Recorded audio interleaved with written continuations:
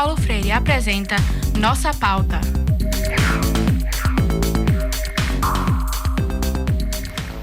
Boa tarde, eu sou Amanda Mendes, estudante de jornalismo da UFPE. E eu sou William Araújo, também estudante de jornalismo da UFPE. Estamos começando mais uma edição do Nossa Pauta, um programa que toda sexta-feira, a partir do meio-dia, vai trazer ao vivo para você informações e discussões que não tem muito espaço por aí. E você pode contribuir com Nossa Pauta, enviando pra gente notícias e sugestões. Nosso e-mail é programanossapauta@gmail.com. No Nossa Pauta de hoje, dia 1 de novembro, vamos falar sobre iniciativas de pré-vestibulares solidários. Neste domingo, dia 3 de novembro, será realizado o primeiro dia de provas do Exame Nacional do Ensino Médio, o Enem. São mais de 5 milhões de inscritos. Entre eles, muitos jovens das periferias sonham com uma vaga nos cursos de graduação nas universidades públicas. Nós vamos conversar sobre isso com Procópio, morador do Coque, integrante do movimento Arrebentando Barreiras Invisíveis, o MAB, e participante do projeto de pré-vestibular solidário no Coque, o Pré-Resiste. Também vai estar com a gente no estúdio Lara Arruda, professora e coordenadora do portal UFPE. Além disso, você vai saber como os estudantes estão se organizando para defender a universidade como um espaço de inclusão. Estamos falando do Diretório Central de Estudantes da UFPE, que volta a funcionar após uma década de inatividade. Você vai escutar mais sobre isso já na reportagem de Ana Alice Barros, que entrevistou os representantes do DCE. E também vamos ter os nossos colunistas Fabiana Moraes, Ivo Dantas e Maria Eduarda Rocha tratando da cobertura jornalística de fake news e da conjuntura política. E vamos começar com Fabiana Moraes, que elegeu como Rival News da semana a coluna de Josias de Souza, jornalista da Folha de São Paulo.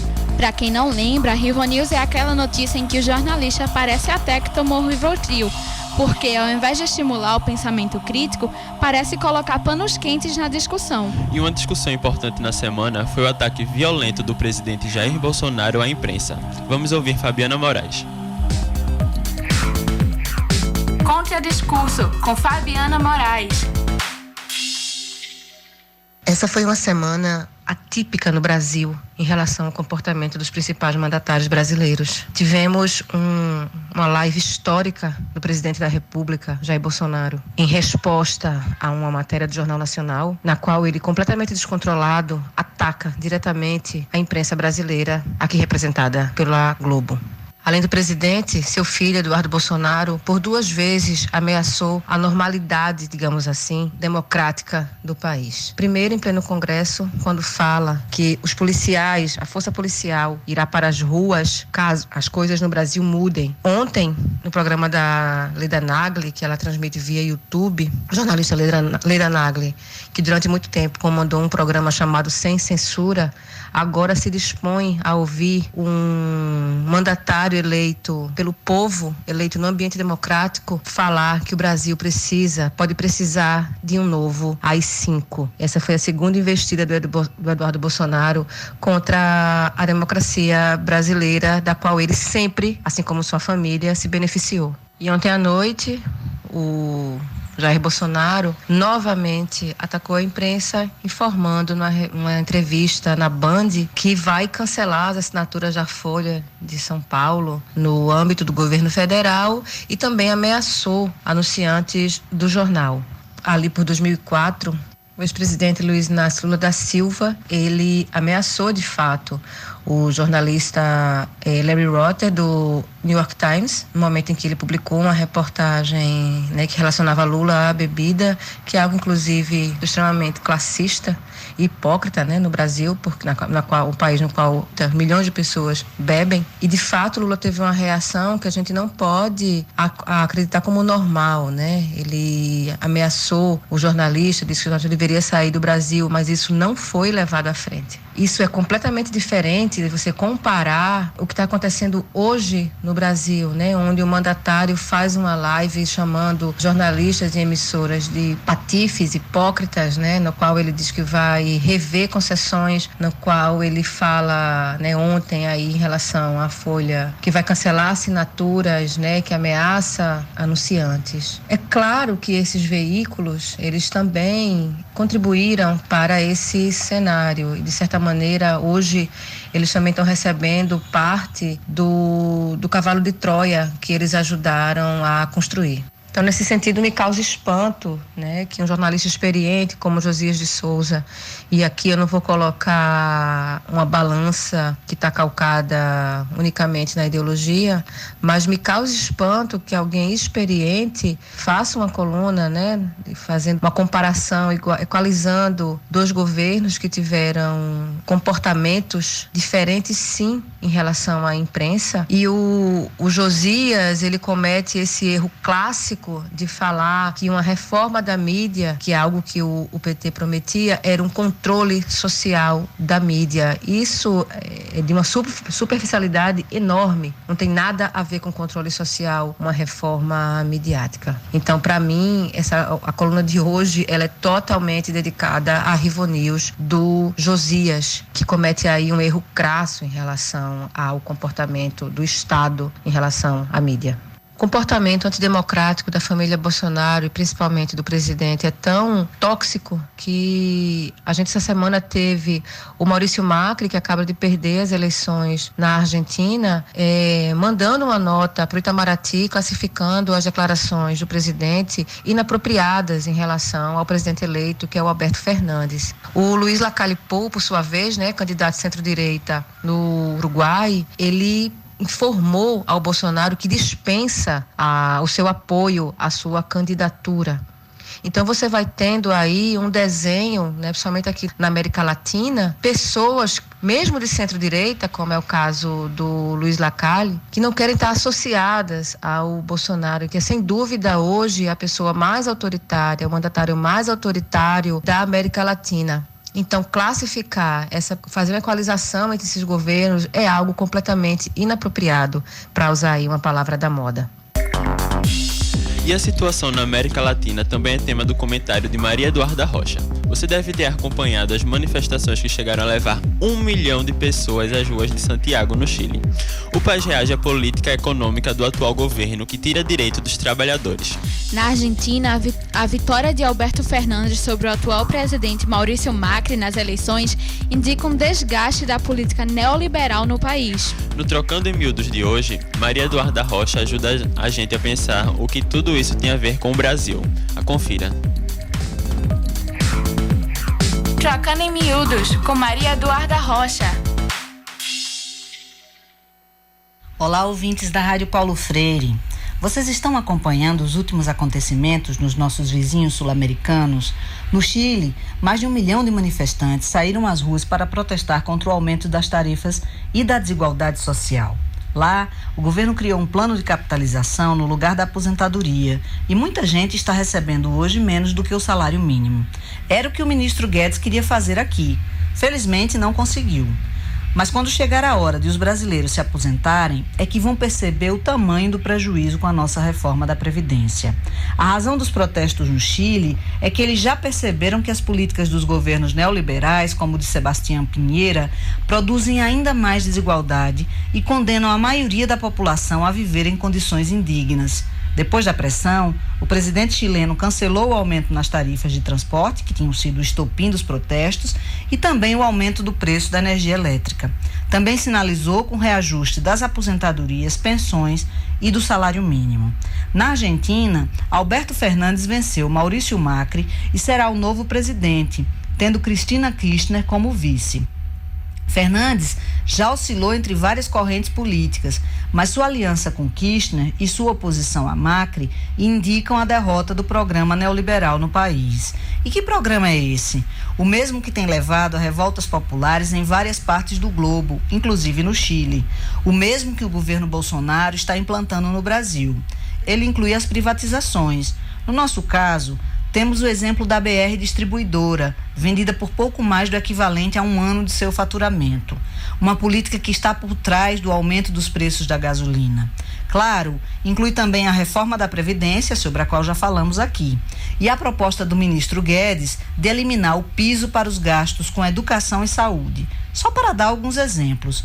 O que falta então para o povo brasileiro também se revoltar? Sentir mais diretamente os efeitos dessas medidas? Talvez, mas é certo que a política de desinformação, promovida pelos adeptos do presidente nas redes sociais, além do verdadeiro bloqueio da mídia tradicional a esses temas indigestos, também não ajudam. Quanto mais estrago será necessário para acabar com essa história de gigante adormecido? Afinal, se tem acordo com o Congresso, com o Supremo, com a mídia, com tudo, as ruas são a única possibilidade de expressar a indignação com governos que são a favor dos 1% e contra os 99% da população. Até a próxima. E por aqui também tem resistência na luta pela moradia. Na Tamarineira, aqui em Recife, 20 famílias vêm lutando pela permanência em imóvel abandonado que ocupam há mais de 30 anos. Desde 2016 que essas famílias tentam oficializar o local como seu, através de um pedido de uso capião coletivo. Para isso, elas têm que provar que o local é seguro, então o casarão passou por diversas reformas desde 2016. Agora, só falta a obra de impermeabilização do teto para tornar o desejo de uma moradia fixa, sem medo de despejo, uma realidade. Quem quiser ajudar pode acessar bit.ly/Casarão Tamarineira. Você também pode encontrar o link pela live no Facebook, é só procurar por Rádio Universitária Paulo Freire. Então, no primeiro Nossa Pauta, Ivo Dantas desmentiu fake news sobre o vazamento de petróleo. Nesta semana, circularam boatos criticando as ONGs por não estarem participando da proteção e limpeza das praias atingidas pelo óleo. Ivo Dantas também volta a comentar as fake news sobre a prisão depois de condenação em segunda instância. Nesta semana, boatos sobre o Supremo Tribunal Federal continuaram circulando. Confira tudo isso na coluna Fato em Cheque.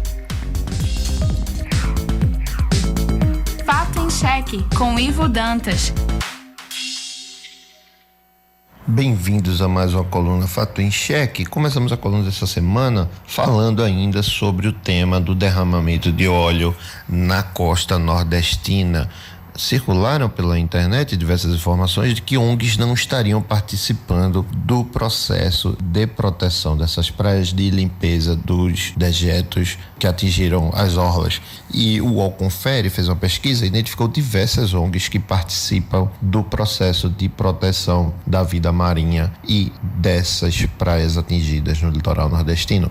Por exemplo, em todo o litoral, o Projeto Tamar, que é um projeto voltado para a preservação de tartarugas, tem procurado proteger os ninhos e tentar impedir que as manchas de óleo cheguem até eles. No Ceará, a ONG Aquiris tem feito mutirões nas praias para procurar pela fauna atingida desde setembro e inclusive disponibilizaram um telefone de resgate com atendimento 24 horas. O Instituto Verde Luz também tem feito um trabalho para monitorar tartarugas atingidas pelo óleo. Em Alagoas, o Instituto Biota de Conservação também tem ajudado a encontrar animais e acionar o IBAMA quando necessário. Na Bahia, a Promar tem ajudado a monitorar os recifes de corais, ou seja, as informações que circulam de que ONGs não estariam participando da limpeza das praias, da proteção da vida marinha, não estão de acordo com a verdade.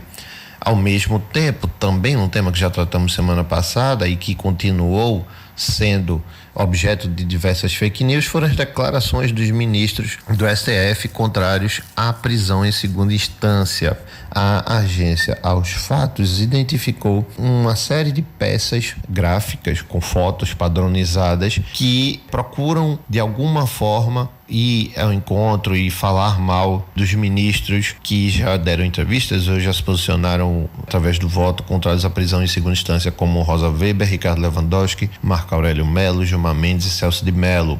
É interessante perceber que essas publicações, elas são inclusive padronizadas, elas têm os mesmos elementos gráficos, são imagens compartilhadas pelo WhatsApp, que tem a foto de um dos ministros, tem uma frase atribuída ao ministro de que ele estaria se posicionando a favor de estupradores ou a favor de traficantes, em alguns casos a favor de assassinos, a favor de pedófilos e por aí em diante. Então, por se tratar de uma campanha padronizada, isso também é um grande indício de que se trata de algo estratégico, se trata de algo intencional, uma campanha de desinformação focada para, de alguma forma, pressionar esses ministros e fazer com que a população se vire contra eles diante da votação de prisão em segunda instância, que ocorre atualmente no STF, certo? E no momento a gente ainda tem provavelmente algumas informações que virão a circular na rede ao longo da próxima semana acerca do caso da matéria do Jornal Nacional. Então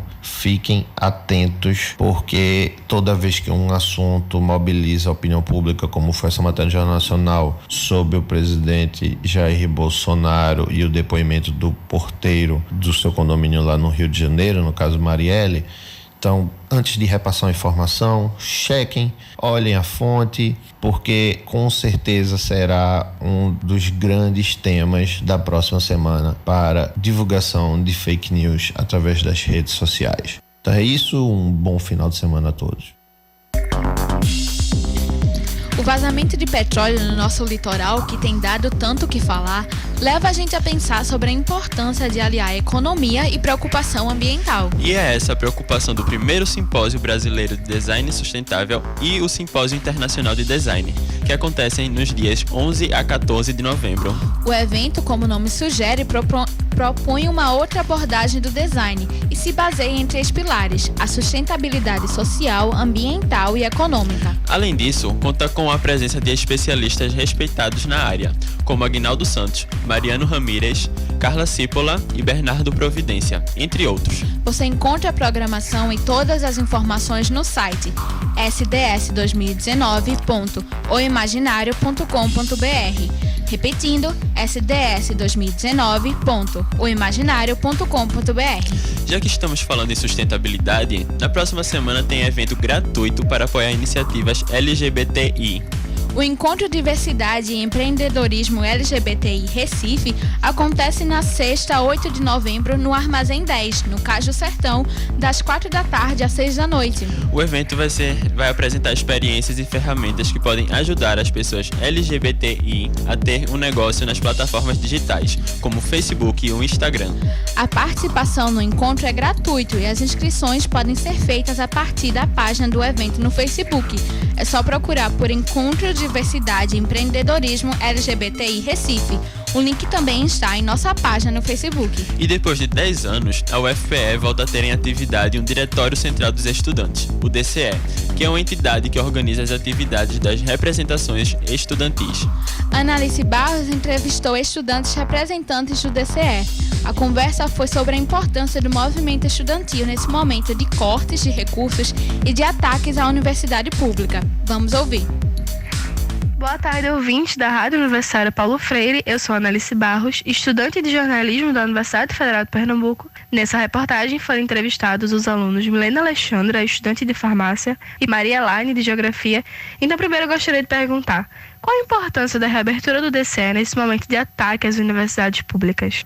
Esperamos que nesse processo de reabertura, que foi tão importante para a nossa universidade e também para o movimento estudantil a nível nacional, pois é o DCE maior do Nordeste, a gente espera que a gente tenha os estudantes ao nosso lado, porque não é só a gestão que vai compor o DCE, mas todos os estudantes da universidade vão poder compor o DCE, vão construir o Diretório Central dos Estudantes e as lutas do movimento estudantil.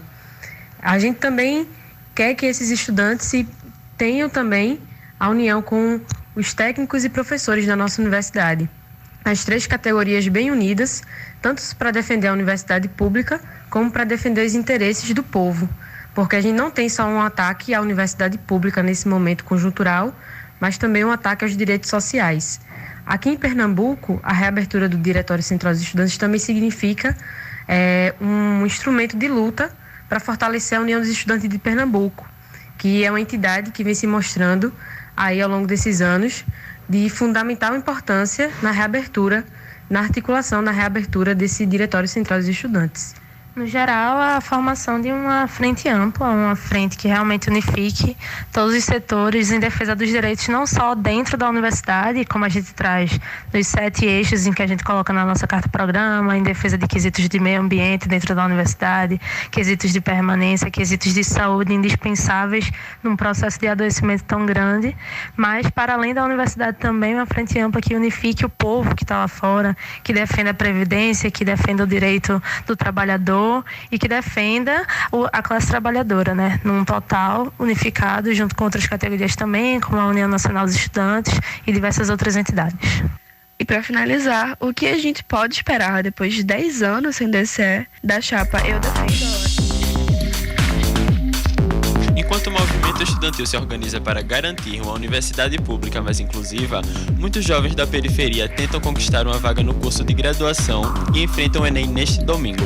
Por isso, no próximo bloco, conversamos com organizadores de pré-vestibulares solidários, Procópio, do Pré-Resiste, e Lara Arruda, do portal UFPE. Lembrando que você também pode nos acompanhar pelas redes sociais. Estamos no Facebook, Instagram, Twitter e YouTube. Basta procurar por Rádio Universitária Paulo Freire. Agora são 12 horas e 24 minutos. Rádio Paulo Freire, a rádio que fazemos juntos e juntas.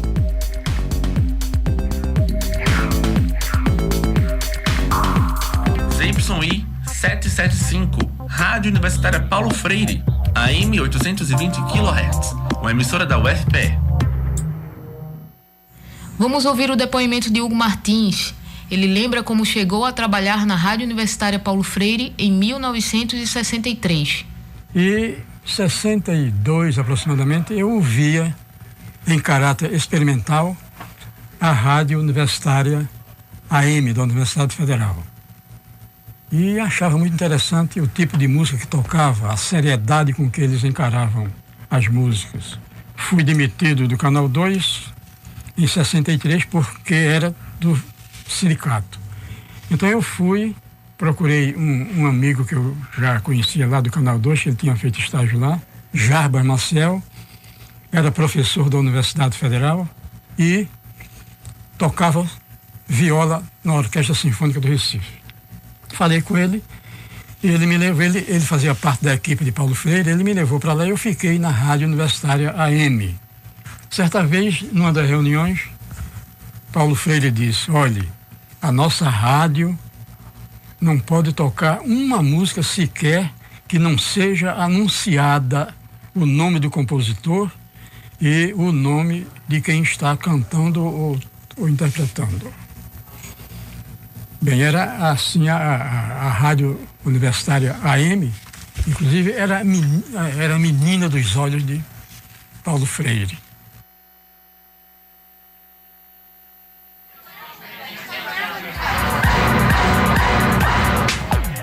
Você se sente representado no rádio? Acha que sua voz é ouvida? Quer divulgar o que acontece no seu bairro? Então vem com a gente, chega junto.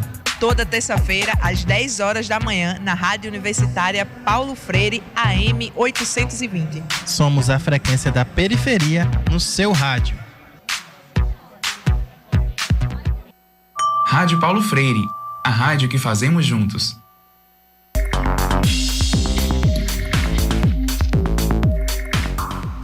Estamos de volta ao vivo com nossa pauta. Neste bloco, vamos falar sobre os desafios enfrentados pelos jovens de periferia para entrar numa universidade pública. Neste domingo, será realizado o primeiro dia de provas do Enem. Entre os mais de 6 milhões de inscritos, muitos são jovens da periferia. Esses jovens disputam vagas com estudantes de escolas particulares, que em sua maioria têm condições de pagar cursinhos pré-vestibular. Para quem não pode pagar por um cursinho, um dos caminhos são os pré-vestibulares solidários e gratuitos, como o Pré-Resiste e o portal UFPE.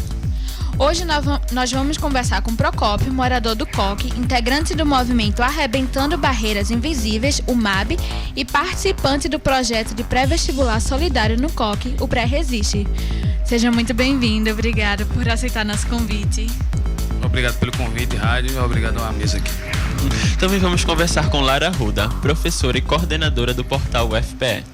Olá, gente. Bom dia ainda, boa tarde. Boa tarde. Obrigada pelo convite.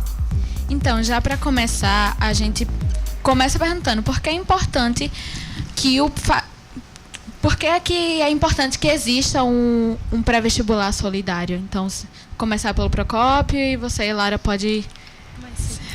A importância de um pré-vestibular como esse é uma vez que a gente parte do pressuposto que os alunos de escola pública não têm uma base necessária para fazer uma prova do vestibular do Enem. Aí iniciativas como essa sempre surgem, e essa, como a nossa lá do COC, surgiu dos próprios sujeitos e amigos que entendem da importância de um periférico fazer um vestibular, entrar na universidade pública. Lara, se você quiser complementar. Então, é muito próximo do que o Procópio disse, é muito também pela possibilidade de mudança de vida, né? Muitos dos nossos alunos, eu estou no portal há 3 anos, e a gente percebe o quanto o fato de você vir de escola pública já interfere automaticamente na autoestima dele para ir fazer a prova. Então, interfere na autoestima para a prova e consequentemente, interfere sobre que lugar você vai ocupar futuramente na sociedade, né? Em termos de profissão, em termos de família e tudo. Então, ter essa oportunidade gratuita para os alunos, para alunos que vêm de rede pública, é tornar um desejo mais possível de ser concretizado, realmente. É ser uma ponte para auxiliar essa transformação de vida que eles tantos buscam com tanta garra. E até porque para esses alunos tem muita coisa em jogo, né? Porque para eles passar no vestibular, como você falou, é uma mudança de vida. Então talvez ele passe de ganhar um salário mínimo para o resto da vida e talvez ter um trabalho com o qual ele sempre sonhou, né? Com certeza pode mudar bastante a vida deles no futuro. E continuando, qual o perfil dos alunos que vocês costumam receber no Pré-Resiste e no portal UFPE?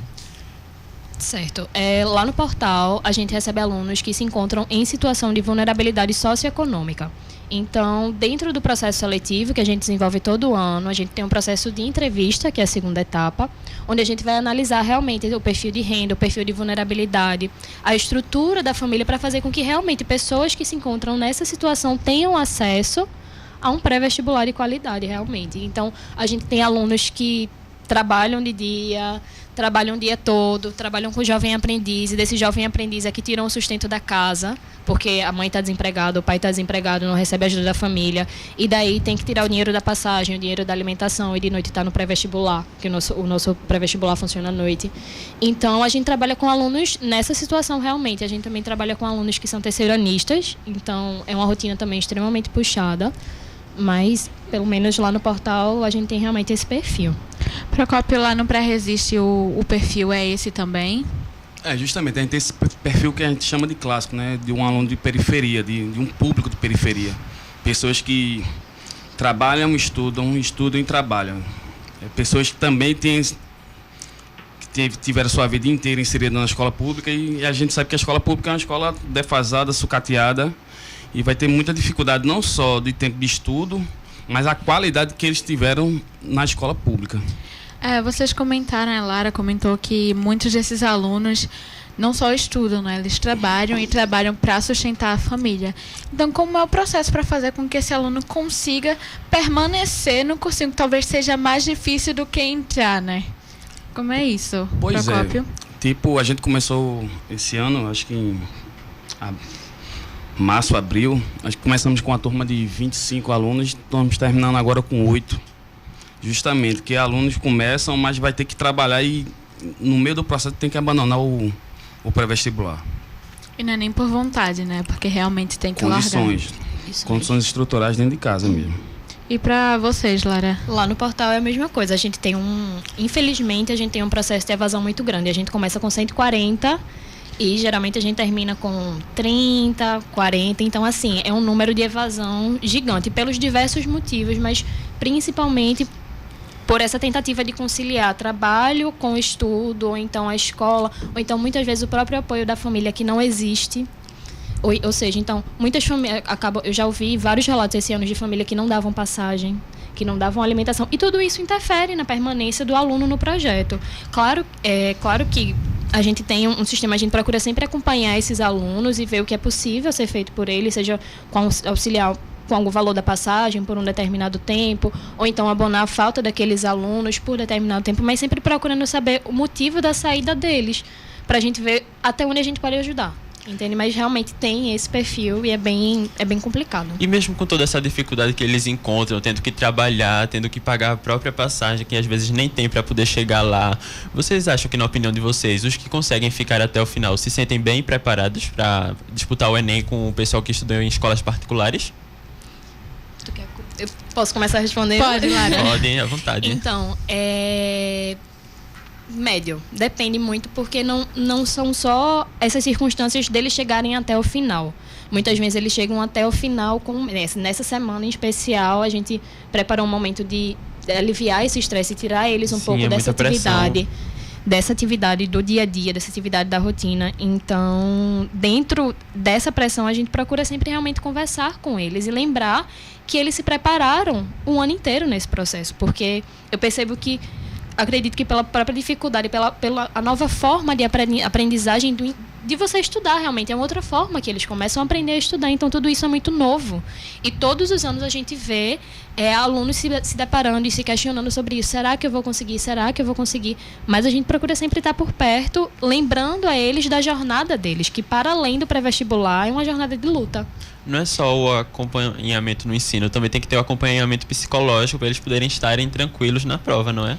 Exatamente. Procópio, isso é a mesma coisa lá no Pré-Resiste? Vocês têm esse cuidado em dizer, você estudou o ano todo, você vai conseguir fazer a prova? Vocês conversam com os alunos dessa forma? Pois é, a gente sabe do perfil do aluno, a gente sabe Então, a gente sabe do perfil do aluno e a gente tem clareza do tempo que eles tiveram no ensino fundamental e médio.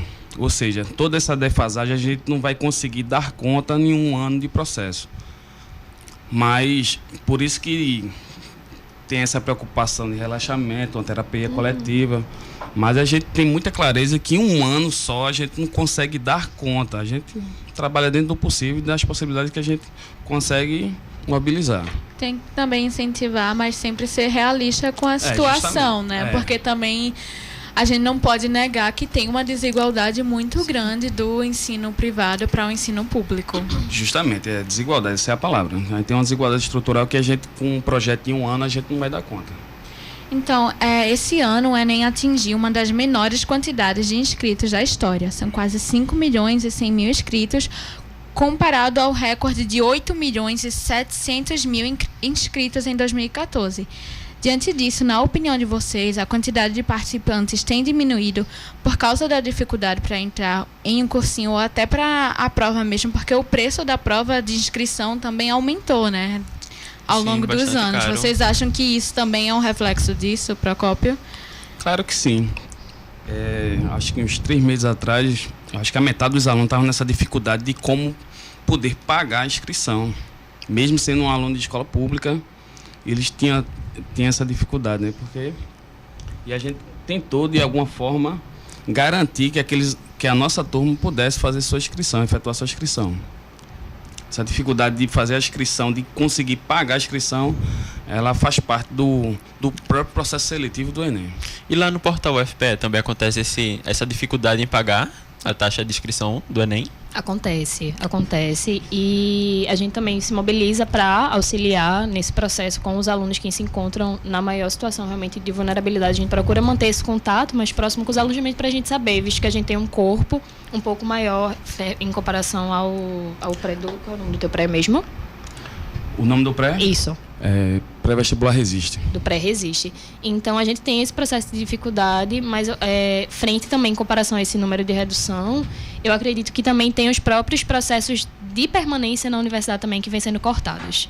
Então, acaba que com o processo de ascensão das famílias, né, queira que não queira, de periferia e tudo mais, a universidade, as pessoas começam a saber formas de permanência dentro da universidade. Então, tem a parte da assistência estudantil, que começou a ser cortada aqui dentro da universidade também. Então, eu acredito Era justamente isso que a gente ia perguntar agora, que se talvez essa queda seja justamente porque depois que entrar no Enem, E depois? E a permanência, né? Tem dificuldade para entrar e para continuar. São pelo menos 4 anos de curso, né? Exatamente. Então, assim, é muito tempo para você ficar sem nenhuma assistência, né? Exatamente. Então, eu acredito que não seja só a questão da inscrição, mas também de toda a conjuntura de 2015 para cá, a conjuntura política no país, que tem alterado também, tem interferido nesse número de inscrição.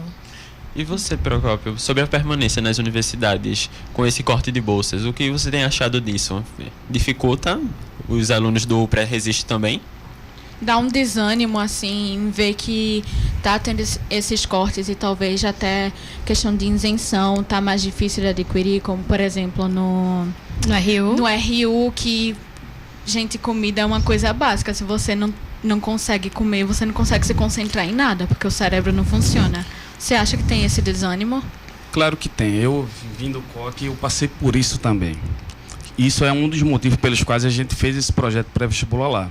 Eu entro na universidade em 2010 e vou conseguir bolsa no 4º, 5º período. E até ter acesso à bolsa, tinha toda uma dificuldade com passagem. O curso de Ciências Sociais é um curso que requer muita leitura, requer muita xerox, muita cópia.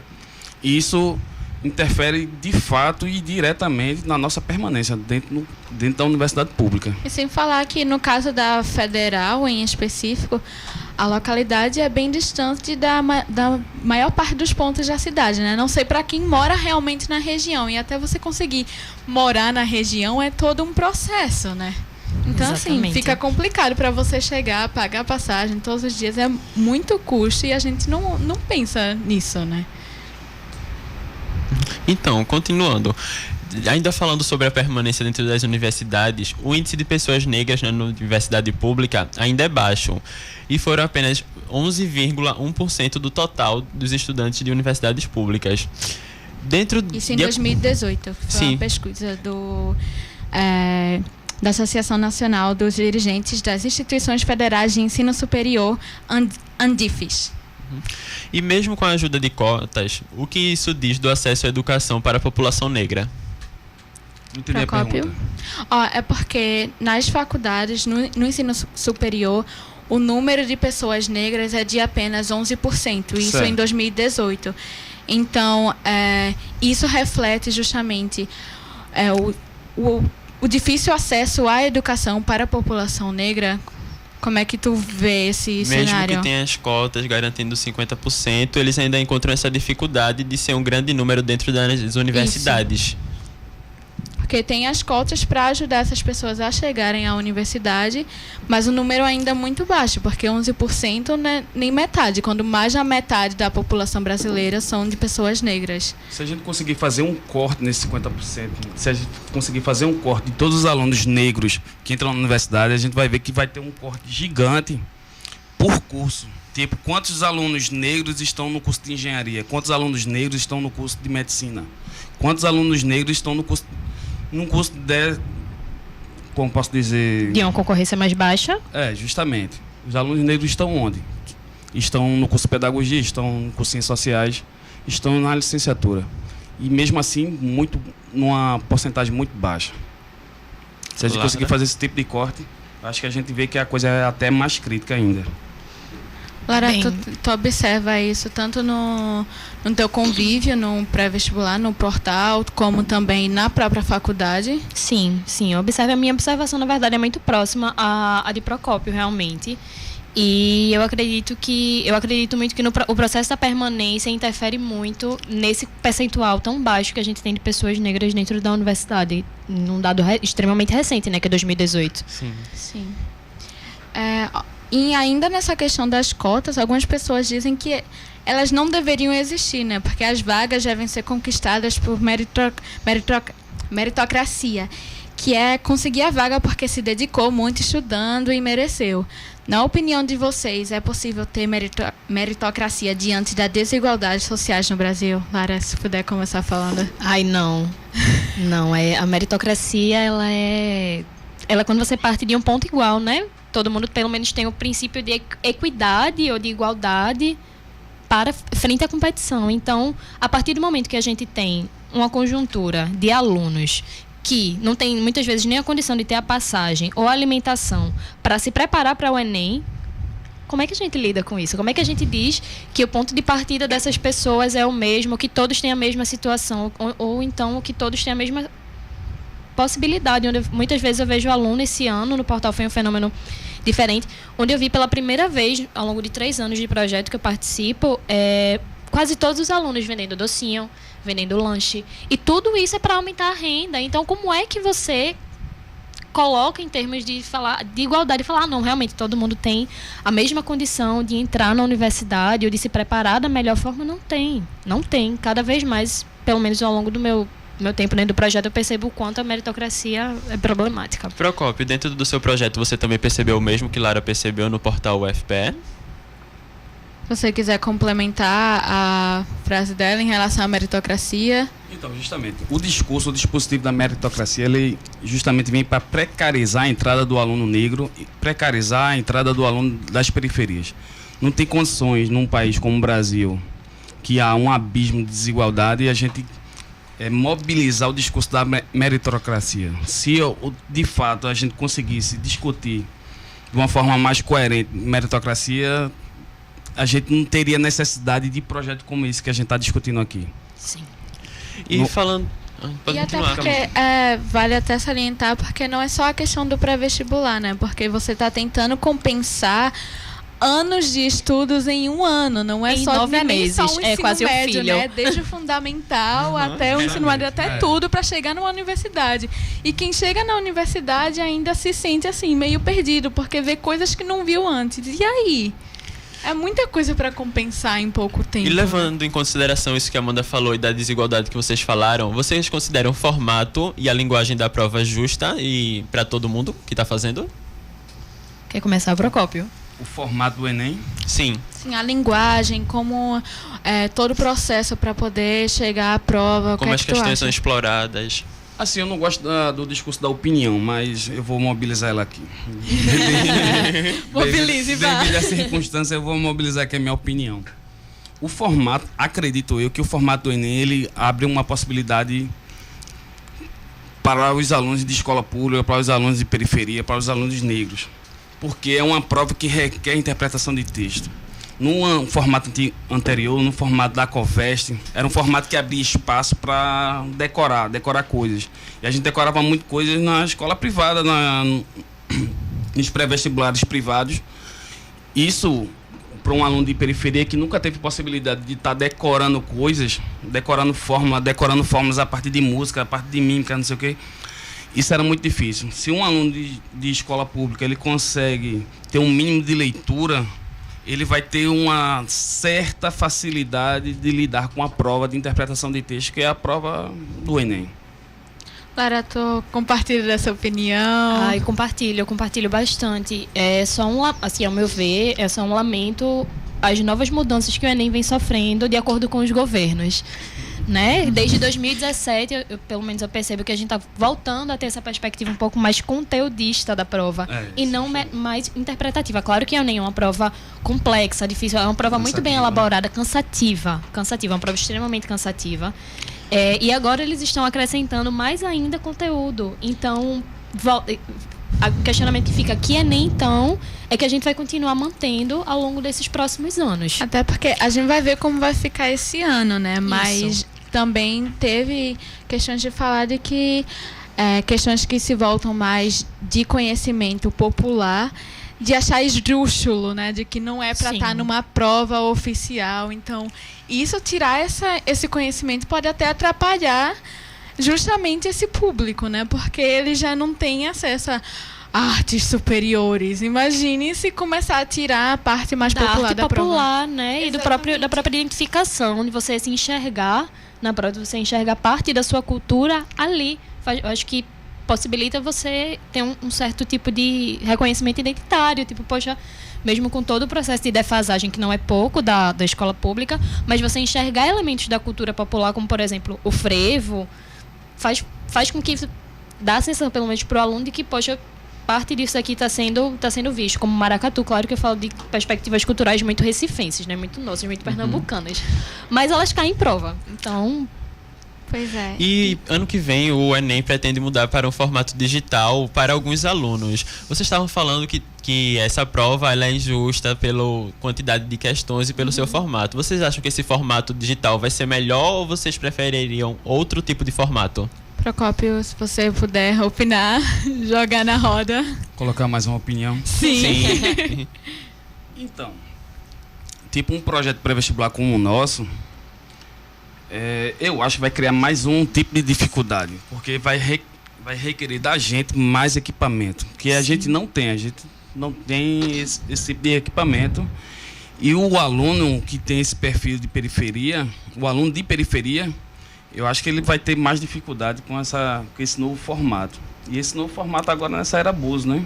E até porque é mais uma coisa para estudar, né? Mais um formato, mais... Porque a cada coisa nova que é adicionada, você adiciona aquela listona enorme de o que é que eu tenho que estudar para o Enem, né? Então, o novo formato implica em pensar em novas formas de ensinar, em novas formas de estudar, que talvez as pessoas não tenham tanto contato com isso. E um questionamento que eu acho que pertinente é do próprio processo de inserção da tecnologia na nossa sociedade, né? Quem tem acesso a computador? Quem tem acesso a estar todo final de semana parando e fazendo um simulado de 4 ou 5 horas na frente de um computador? Porque pelo menos com papel se torna relativamente mais viável, porque depende de custo, depende de custo de material para rodar o simulado, mas se torna um pouco mais palpável, assim, não é todo final de semana, pelo menos uma vez no semestre. Claro que isso vai depender da realidade de cada pré. Mas e com o computador? A gente vai ter que arrumar o computador, por exemplo, no portal para 140 pessoas. A gente não tem nem mesmo as vezes que a gente não recebe da universidade. Quem dirá computador? E não é só o computador, porque o custo com a energia vai lá para cima. Se você tiver computadores para 140 pessoas, como é que vai arcar com isso tudo? Se a gente, no caso da UFPM, a gente já está tendo dificuldades para arcar com os gastos, imagine adicionando mais computadores para 140 pessoas. Isso leva né? aos questionamentos dos locais de prova. Será que eles vão estar adaptados para receber os computadores? Será que eles vão ter que fornecer seus próprios computadores? Dados, né? Sim. Pois é. Como está tendo muito vazamento de dados. E, Procópio, ao longo do ano, o governo do estado costuma promover alguns aulões de preparação para o Enem. Você acha que o quão efetivo são iniciativas como essa, tanto na sua própria experiência, mas também para alunos que vão para o Pré-Resiste? Você acha que isso dá uma ajuda? Como é a sua visão sobre isso? Devido às condições que o aluno de escola pública tem, de fato pode até ajudar. Porém, um aulão no final do ano, eu acho que a ajuda é irrisória. Eu acho que é uma ajuda bem mal vista. É, justamente. Eu acho que mais atrapalha do que ajuda. Até porque aulão, vocês já tiveram essa experiência, a gente também, não é uma aula bem composta, né? Geralmente você faz o quê? 3 questões. 3 questões de cada matéria e pronto. Como é que 3 questões para uma prova de o quê? Agora são 45 ainda questões? São 90 Não, questões. 45 em cada dia? Sim, 45 em cada caderno. São 90 questões no primeiro dia e 90 no segundo. Pronto. Lembrando que também tem a redação no primeiro dia. Aí como é que uma pessoa vai para um aulão a pegar 3 questões de cada matéria, ainda pensando em redação, que tem toda aquela estruturazinha, que se você não obedecer uma estrutura, você já perde ponto, que é outro questionamento, né? Porque esse conhecimento da redação é meio complicado, porque a estrutura é tão engessada assim que qualquer coisinha que você desvia ali do que eles querem, você já perde ponto, né? E aí como é que você trabalha isso em pouco tempo? As pessoas não são estimuladas a escrever, elas são estimuladas a decorar estruturas para poder lembrar na hora da prova. E, Procópio, justamente, como você já teve experiência com isso, o que é que você diz? Porque a gente está tão perto da prova, né? O que é que você diz para as pessoas que também são de periferia, que estão querendo estudar para o Enem, passar algum encorajamento, qualquer coisa que vier à mente? Então, é porque quando falo em encorajamento, o discurso da autoajuda vem demonizado. Vem o coach. Vem estilo um demônio ali tentando, né?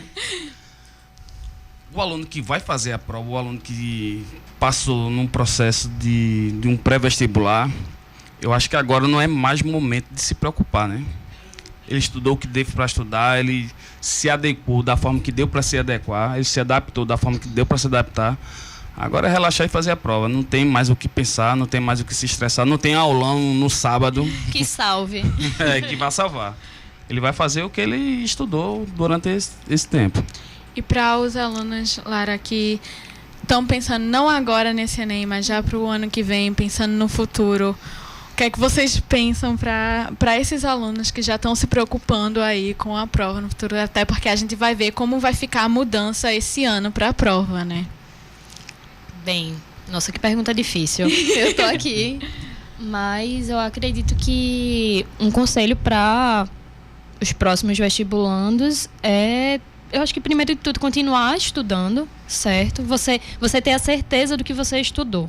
Porque por mais que hajam mudanças, por mais que hajam conjunturas e situações políticas e culturais, mas o conteúdo é o mesmo para todo mundo, de certa forma, né? Claro que as abordagens, o tempo de você se acostumar com aquele conteúdo, obviamente é outro.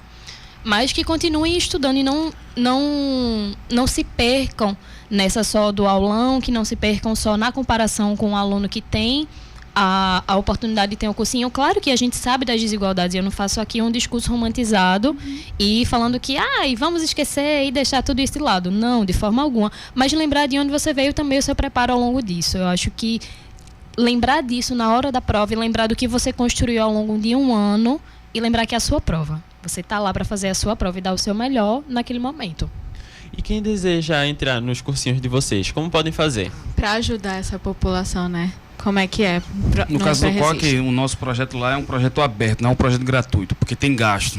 É um projeto aberto, é um projeto aberto para toda a comunidade, dentro das nossas limitações. Temos uma sala por enquanto, de 3x5. Conseguimos colocar 25 alunos um em cima do outro. É um espaço muito apertado. É um espaço dominozinho, assim. Justamente. Aí temos esse espaço para uma comunidade de 40 mil pessoas.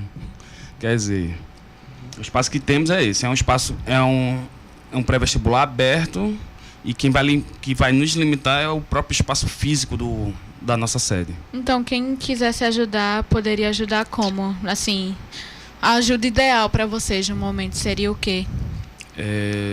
Daqui a 15 dias a gente vai estar sentando lá na sede fazendo uma reunião para ver tudo que a gente vai precisar. Talvez a gente vai mudar de sede. A gente está numa sede alugada e vamos trocar essa sede e a gente vai abrir outras dificuldades, outras necessidades. A gente vai fazer uma campanha, inclusive esse ano fizemos uma para comprar equipamento, data show, computador, impressora. E a próxima campanha eu acho que vai ser para a gente manter essa nova sede e ampliar mais um pouco o espaço. E quem quiser participar dessa reunião, vai ser aonde, que horas? Essa reunião vai ser no COC, na rua Cabeltrópio. O número eu esqueci, mas qualquer coisa eu vou deixar depois o contato aqui com a rádio. Pode deixar que a gente repassa. E a reunião eu acho daqui a 15 dias. E o horário? Já tem previsão? À noite. Okay. Porque a maioria dos professores trabalham, né? Sim. Okay, e lá no portal, Lara? Lá no portal, em breve, agora em dezembro, a gente vai estar divulgando a nova coordenação geral de 2020. O conselho que eu dou para quem tem interesse de contribuir com o projeto, seja dando aula, seja contribuindo com material, entre em contato com a gente no Facebook e no Instagram, que é Portal UFPE, e manda mensagem por lá, que a gente sempre responde, porque cada disciplina tem uma coordenação. Então, a gente repassa a informação, por exemplo, eu quero ser voluntário de física. Então, a gente vai repassar o nome dessa pessoa para a coordenação de física, para com que eles vejam dentro do processo deles como eles vão aderir a esse novo voluntário. Em relação ao material, a gente está sempre recebendo material. Doem resmas, entendeu? Resma é uma coisa extremamente importante, né? Que roda ficha, roda simulado. Resma a gente recebe para qualquer pré-vestibular. Acho que não só para o portal, mas para qualquer pré que você queira ajudar. Doe resma, livro, principalmente para pré que está começando o livro. Cartucho, impressora, exatamente, todo esse material que ajuda muito na manutenção. Até porque sem esses materiais não tem como estar fazendo o projeto de vocês, exatamente. Né? E como podem entrar em contato com vocês para doar? Entra também pelo Facebook e pelo Instagram. Manda mensagem, olha, meu nome é fulaninho de tal, eu estou aqui com uma resma, pode ser uma resma, não tem problema, uma resma, tá ótimo. Entra em contato com a gente, já ajuda muito, toda ajuda é muito bem-vinda. Então entra em contato com a gente, olha, meu nome é tal, eu ouvi a matéria, eu descobri que vocês estão aceitando o material. Tenho interesse em ajudar, como é que eu faço? Aí lá a gente articula, entrega, o recebimento e tudo mais. E para ser aluno do portal, quando é que vai ser o processo seletivo? Tá, para ser aluno do portal, o nosso edital geralmente abre de dezembro para janeiro. Então, a coordenação do ano que vem vai estar divulgando todas as datas e tudo mais. Para ser aluno do projeto, você precisa se inscrever numa taxa do valor de R$20, que é a partir dessa taxa que a gente mantém o projeto o ano inteiro, certo? Você passa por uma prova, então, Lara, por exemplo, alguém que esteja ouvindo, queira saber, sim, mas em termos de conteúdo, como é que vai ser? Todo ano, todo edital sai o conteúdo que cai em prova. Geralmente, os conteúdos se repetem. Então, dá uma olhada no edital agora de 2019. Já começa a estudar uma prova com 60 questões, cada uma das diversas áreas do ensino médio. E aí, quem passar para a segunda etapa são cerca de 200 alunos que a gente chama e passa para uma entrevista. E é isso nosso processo. Desculpa, Lara. Procópio, pro Pré-Resiste, tem um meio de contato para quem quiser doar, ajudar? Como é que encontra vocês? Redes sociais, telefone... E-mail... Então, como esse projeto, ele tá num projeto piloto ainda, a gente não tem rede social. A gente utilizou nossas redes próprias, né? A minha no Facebook, de outros professores. Ok, tá certo. Então, nossa pauta está chegando ao fim. Hoje a gente conversou com Procópio, morador do COC, integrante do movimento Arrebentando Barreiras Invisíveis, o MAB, e participante do projeto de pré-vestibular solidário no COC, o Pré-Resiste. Procópio, muito obrigado pela participação de hoje, por compartilhar a experiência sua com a gente. Agradeço a rádio, agradeço a Ivana pelo convite. E a gente também teve a presença de Lara Arruda, que também conversou sobre as dificuldades de conseguir o cursinho para entrar no Enem e poder entrar na faculdade em seguida, que é professora e coordenadora do portal UFPE. Muito obrigado pela participação, Lara. Obrigada a vocês pelo convite. Obrigada, Ana, que foi aluna do projeto, pelo convite também. Muito obrigada, gente. A gente agradece também a você, ouvinte, que acompanhou pela frequência 820 kHz ou pela live no Facebook. Esta edição do programa teve a minha apresentação, Amanda Mendes. E a minha, William Araújo. E na produção do programa, Amanda Mendes, Analice Barros, Humberto Cassimiro, Larissa Evelyn, Vanessa Moura e William Araújo. Nos trabalhos técnicos, Analice Barros e Humberto Cassimiro. Nas redes sociais, Lucas Dantas. Supervisão da professora do Departamento de Comunicação Social da UFPE, Ivana Fettini. E da coordenadora operacional da Rádio Paulo Freire, Catarina Polônio. A música tema do programa é a faixa de Ângelo Garcia, disponibilizada no freesoundarchive.org. Boa tarde e até a próxima sexta-feira.